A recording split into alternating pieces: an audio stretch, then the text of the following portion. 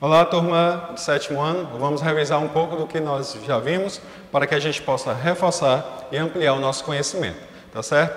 Hoje eu trouxe algumas expressões, alguns termos que vocês podem se deparar, mas está falando do mesmo assunto do que vimos em sala, tá certo? Então, como eu sei que vocês pesquisam bastante e podem se deparar com alguns termos e caso haja aquela certa dúvida, não se preocupe, viu? A sua pesquisa está correta, está de acordo com o que você viu em sala, tá bom? Então, para evitar esse tipo de dúvida, eu trouxe alguns termos aqui que podem estar de acordo com o que você provavelmente tenha visto em suas pesquisas, tá certo? Mas para iniciar, vamos aí revisar um pouquinho do que é variação linguística. Como nós sabemos, o nosso país tem dimensões continentais e, obviamente, que vai apresentar uma grande variação linguística dentro do nosso país, tá certo? Então, vamos aí. Como vocês já viram anteriormente, o Brasil é um país grande, certo? Como eu falei, dimensões continentais.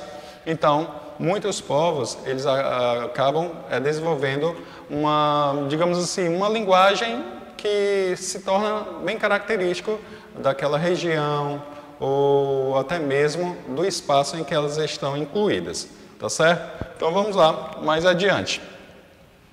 Variedades regionais, geográficas ou diatópicas, tá certo? Então, quando você se deparar com algum desses três termos aqui, ele está falando aí da variedade regional, mas que pode ser chamado também de geográfica ou diatópica, tá certo? O que seria essa variação regional, tá certo? Como foi falado aí, sofre uma forte influência do espaço, certo?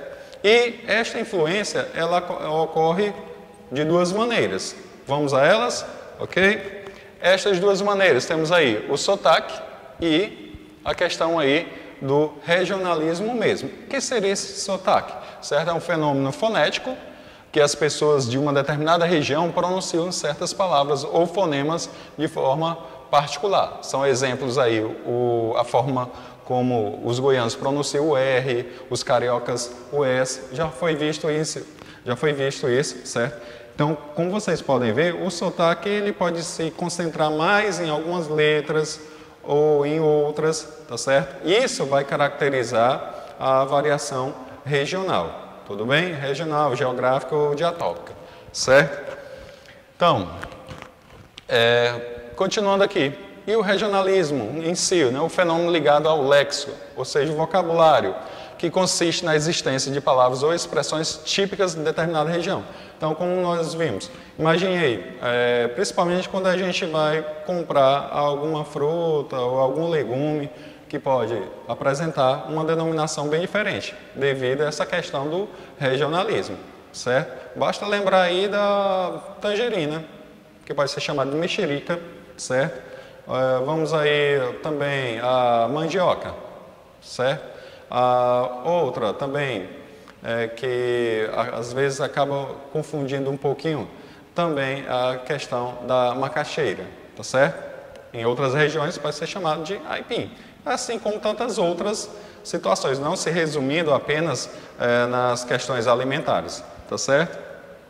Como foi dito, nosso país tem dimensões continentais, então apresenta um grande vocabulário devido a isso, tá certo? Vamos a outra, variedades sociais ou diastrásticas, certo? Essas diastrásticas ou diastrástica são variedades linguísticas que não dependem da região em que o falante vive, mas dos grupos sociais, tá certo? Ou seja, você, no seu meio, com aquele grupo de colegas, vai apresentar uma variante diferente daquilo que temos aí entre os profissionais da saúde, os profissionais da construção civil. Então, vai apresentar uma diferença de léxico, ok? Ou mais ainda, os sufistas. Já pararam para ouvir alguns sufistas conversando? Pois é, vai apresentar aí uma grande variação. E, como eu falei agora há pouco, também ela passa por dois fatores, tem influência de dois fatores. Vamos a eles, já foi citado aqui, certo? Palavras ou expressões informais, efêmeras, O que seriam essas expressões efêmeras? Muitas delas são passageiras, certo?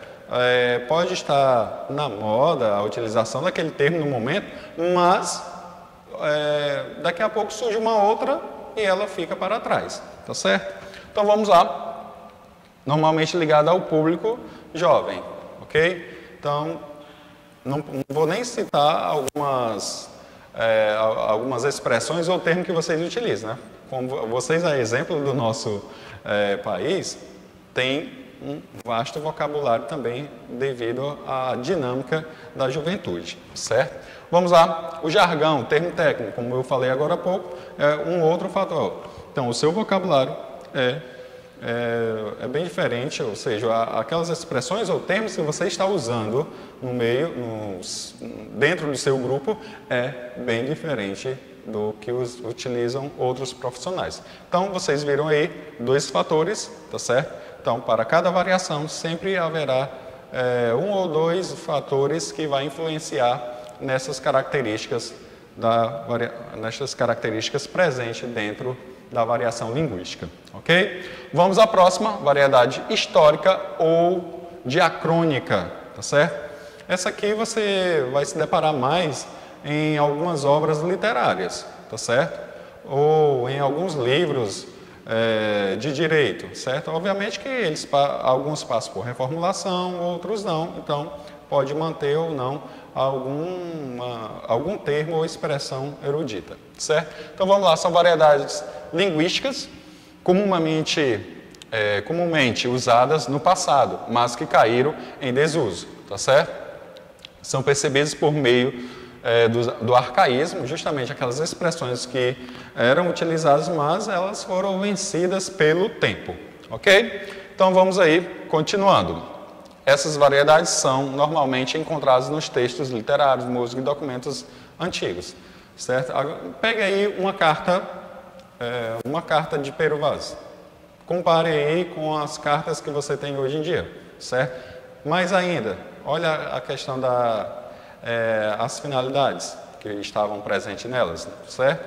Então, estendendo um pouquinho a questão do gênero, o gênero carta ganhou outras extensões, tá certo?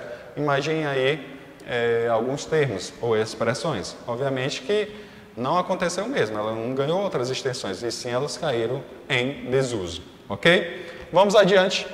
Variedade estilística ou diafásica. Professor, essa aqui eu nunca ouvi falar. Tem certeza? Vamos às definições, aí já você vai recordar o que nós vimos aí, tá bom? São as variedades linguísticas que surgem da adequação que o falante faz de seu nível de linguagem ao estilo exigido pelo texto ou pela situação comunicativa, certo? Então, para este caso aqui, se depare um pouquinho quando você está fazendo aí um conto, tá certo? Se você está produzindo um conto, então você vai se adequar ao estilo, porque geralmente num conto você vai fazer esta narrativa em terceira pessoa. Então você deverá escrever de acordo com o que você está presenciando, ok? Então isso aí vai estar presente nesta questão aí dos textos narrativos, em que você deverá fazer a sua adequação, ok? Então pronto, gente, por hoje é só. Lembrando que esta aula é só para revisar o que nós estudamos anteriormente e para reforçar e ampliar mais ainda o que nós já vimos.